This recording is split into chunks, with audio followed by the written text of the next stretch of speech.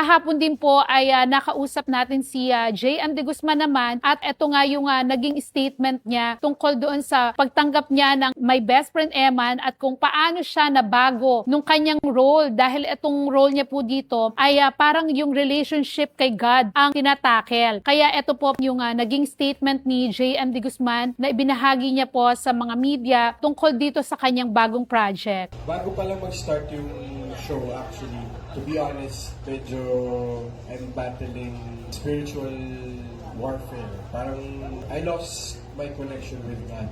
Alam naman po natin yung pinagdaanan ni JM De Guzman at hindi naman lingid sa kaalaman natin yung kanyang naging addiction noon sa drugs at kaya nga po siya na-rehab. Kaya naman po yung inamin niya na sabi nga niya yung nawala yung connection niya kay God nung panahong dumadaan siya sa mga ganong struggles ay nakakabilib para sa isang JM De Guzman na naging open siya about his life, yung mga pinagdaanan niya at ngayon ay isa na nga rin po siyang inspirasyon. At ang nakakatuwa, hindi po lahat ng dumadaan sa mga ganitong pagsubok ng buhay ay nakakaalis at nakaka-recover. Pero ang isang JM De Guzman dahil sa kanyang determination na magbagong buhay na kahit pa nung time na siya ay depressed at ilang taon po siyang nawala sa showbiz dahil nga sa kanyang bisyo na paggamit ng droga. Pero nung time na na-rehab siya at nakabalik siya, na nakalabas siya, nag-undergo siya ng therapy at nabigyan siya uli ng pagkakataon na makaarte. Di ba naman po, pinatunayan ng isang JM De Guzman na napaka worth it yung pagkakataong ibinigay sa kanya dahil yung mga